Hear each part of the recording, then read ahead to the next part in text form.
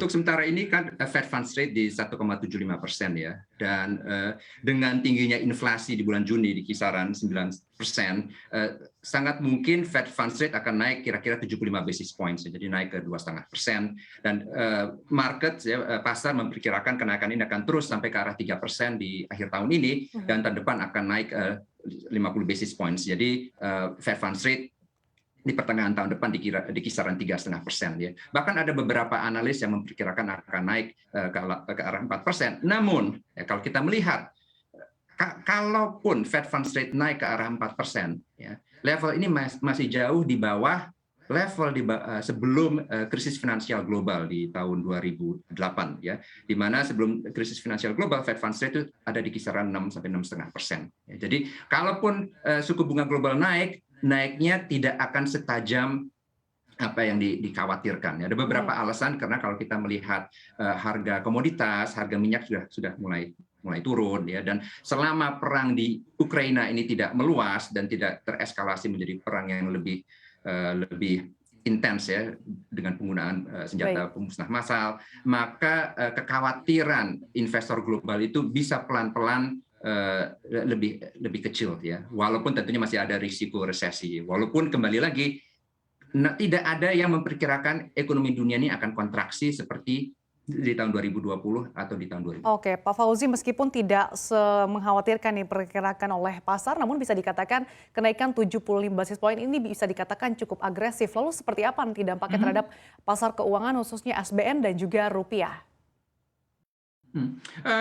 Kalau kita melihat Indonesia, ekonomi Indonesia relatif oke ya, dibanding ekonomi global. Karena kalau kita melihat perkiraan Bank Dunia misalnya, tahun ini pertumbuhan ekonomi di Indonesia diperkirakan 5,1% oleh Bank Dunia, dan beberapa analis memperkirakan bahkan bisa di 5,2-5,3% ya, naik dari 3,7% tahun lalu, tahun 2021. Sementara Bank Dunia memperkirakan bahwa pertumbuhan ekonomi global tahun ini hanya 2,9%, turun dari 5,7% tahun lalu. Dan kalau kita melihat komposisi neraca perdagangan dan neraca transaksi berjalan Indonesia, sekitar 60% dari ekspor Indonesia itu adalah komoditas. Komoditas yang harganya naik pasca krisis di Ukraina. Ya. Kita bicara batu bara, kelapa sawit, ya. Sehingga neraca transaksi berjalan Indonesia tahun ini diperkirakan surplus, ya, dan ini mendukung kurs rupiah, ya, setidaknya kurs rupiah tidak tertekan seperti banyak mata uang mancanegara lainnya terhadap US dollar, dan itu juga salah satu alasan kenapa Bank Indonesia tidak dalam tekanan untuk secara tajam menaikkan suku bunga acuannya. Ya.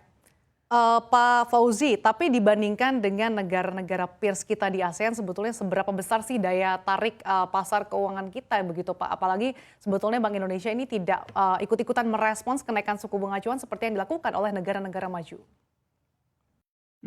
Baik, kalau misalnya Fed Funds Rate itu naik terus ke arah 3,5-4% tahun depan, maka tekanan terhadap Bank Indonesia untuk menaikkan suku bunga acuan itu semakin besar. Ya. Namun kembali lagi, pelaku pasar, analis pasar memperkirakan kalaupun suku bunga acuannya Bank Indonesia naiknya tidak akan banyak. Sekarang di 3,5%, naiknya dalam 12 bulan ke depan ke arah 4 sampai 4,5%. Ya. Karena ada beberapa hal. Pertama, kurs rupiahnya masih relatif stabil. Ya. Kedua, inflasi juga masih relatif stabil dibanding negara-negara tetangga. Ya. Kembali lagi tadi saya bilang di Amerika Serikat inflasinya itu bisa 9%, di zona Eropa 8,6%, Inggris 9,4%, Indonesia masih 4,4%. Ya. Walaupun diperkirakan akan sedikit naik ya, apalagi jika subsidi energi ini perlahan dipangkas ya. Oke, Pak Fauzi, tapi di tengah inflasi yang Anda katakan masih cukup stabil, sebetulnya kapan sih timing yang pas Bank Indonesia untuk mengerek suku bunga acuannya, dan kira-kira berapa ruang Bank Indonesia ini untuk menaikkan suku bunga acuan di tengah inflasi yang masih terus menanjak, meskipun memang kalau kita lihat inflasi inti masih di kisaran target Bank Indonesia? Kalau misalnya Fed Funds Rate naik ke 3,5% aja ya, dalam tempo 12 bulan ke depan, sangat sulit untuk Bank Indonesia untuk mempertahankan suku bunga acuannya di 3,5%. Karena kan profil risiko negaranya berbeda.